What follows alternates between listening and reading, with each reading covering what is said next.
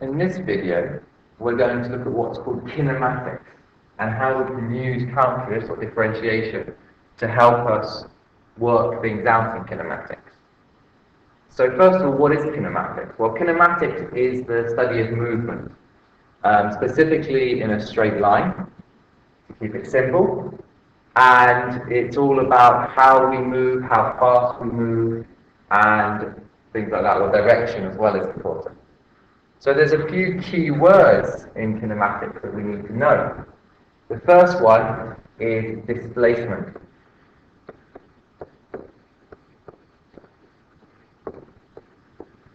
And displacement is a measure of how far away you are from where you started, from a particular point, but also involving some kind of direction. So for example, if we had a point O, and we wanted to know the displacement of two people, P and Q, from O, well, let's say if this distance here is 5 meters, and this distance here is 2 meters, then we would say the displacement of P is 5 meters from O, but the displacement of Q would be minus 2 meters from O, because it's in the opposite direction. Normally we take the right to be positive and the left to be negative, though sometimes we take up to be positive and down to be negative, depending on the situation we're looking at. But here we would definitely say 5 meters was the positive direction for P, so P was 5 meters displacement, Q is minus 2. The next word we need to be aware of is velocity. And velocity is the rate of change of displacement. So in the previous video we looked at rates of change, and this is a specific case of this. Velocity is how quickly our displacement is changing. So if we're not moving at all, our velocity is 0. If we're moving 1 meter every second, then our velocity is 1 meter per second. But depending on which direction, so if P was moving in that direction by 1 meter per second, his velocity would be plus 1 meter per second. But if P was moving in that direction 1 meter per second, then his velocity would be minus 1 meter per second. So velocity is a bit like speed, it's how fast we're moving, but it also has this direction. Are we moving to the right, in which case it's positive, or to the left, in which case it's negative? One thing we need to be a little bit careful of is velocity tells us which direction we're moving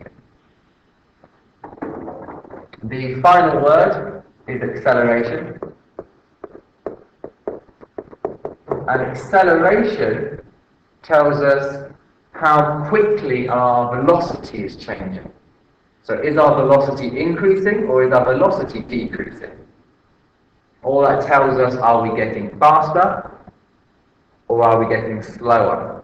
Now we need to be a little bit careful, because a negative acceleration, if we're accelerating in the negative direction, that could mean we're slowing down, or it could mean we're speeding up or going in the negative direction. So we just need to be a little bit careful about acceleration. If we're accelerating forwards, it could mean we're accelerating forwards, or it could mean we were moving backwards, but more sort of slowing down in that direction. So just something to be a little bit careful of with acceleration. So we have these three words: displacement, velocity, and acceleration. We've already mentioned that velocity is the rate of change of displacement. But similarly, acceleration is how quickly velocity is changing. So acceleration is the rate of change of velocity. And what that means is, if we have an object moving in a straight line, where we have O is the point and T is the time, V is the velocity, S the displacement, and A the acceleration. These are the standard letters. We use S for displacement, we use V for velocity, and we use A for acceleration.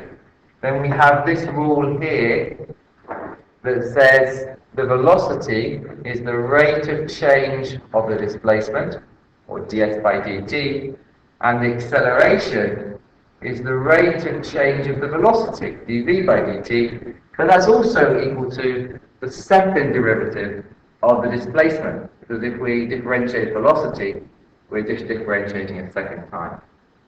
Something we've seen before at the bottom here is that the velocity is actually equal to the gradient on a displacement time graph. So that's why we're differentiating once, because if we differentiate, we find the gradient. And the acceleration is the gradient of a velocity time graph. And again, so that's differentiating velocity gives us the gradient of the velocity curve. So let's have a look at a quick example where we might use something like this. So here we've got our example. A space probe is launched by rockets. For the first stage of its descent, which is in a vertical line and lasts for 40 seconds, the height s meters after t seconds is modelled by the equation given, 50t squared plus a quarter t cubed. We're asked for three things. How high is the probe? How fast is it moving? And what is its acceleration at that time? So in all of these we're interested in when t is 40. So first of all, we're interested in how high is it. In this case, we're just looking at s of t, or in this case, we're looking at 40 seconds, so we're going to replace that t with s of 40.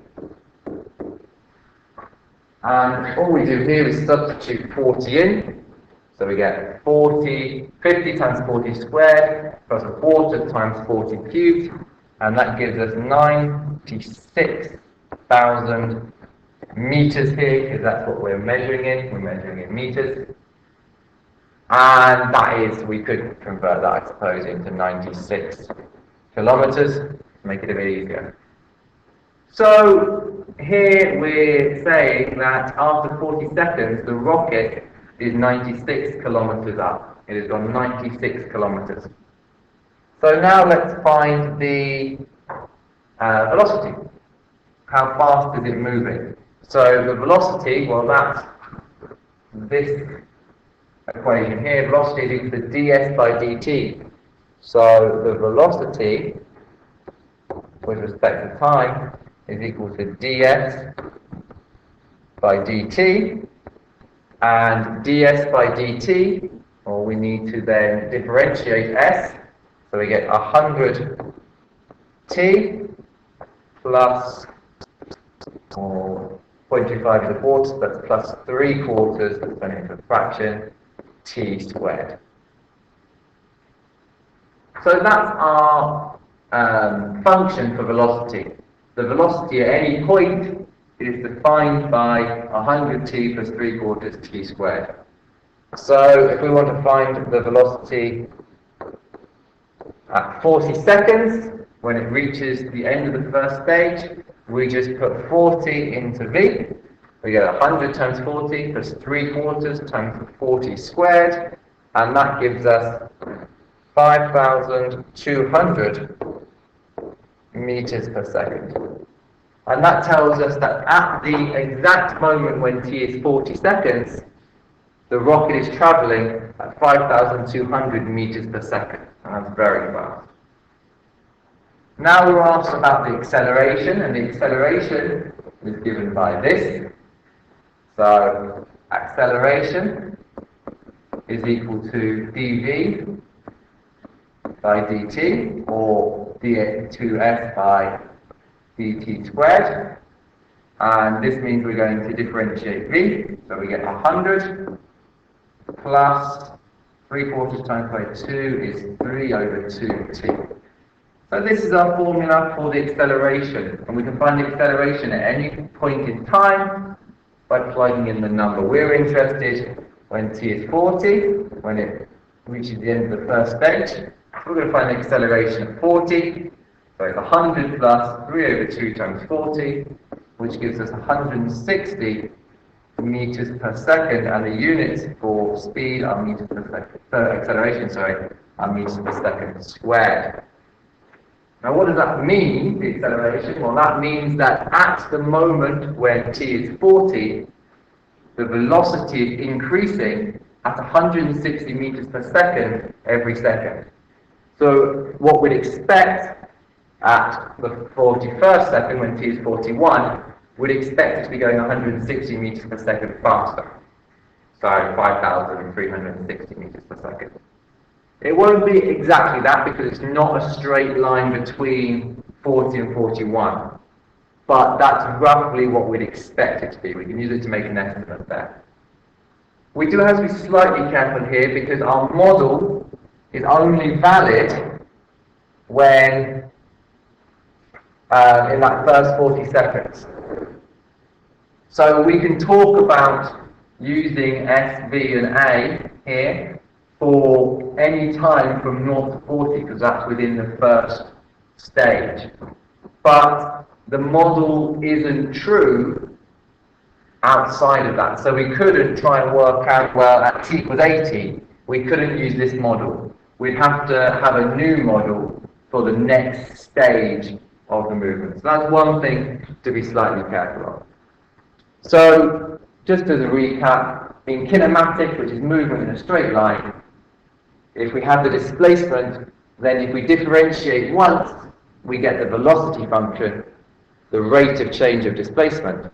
And if we differentiate again, we get the acceleration function, that is the rate of change of velocity.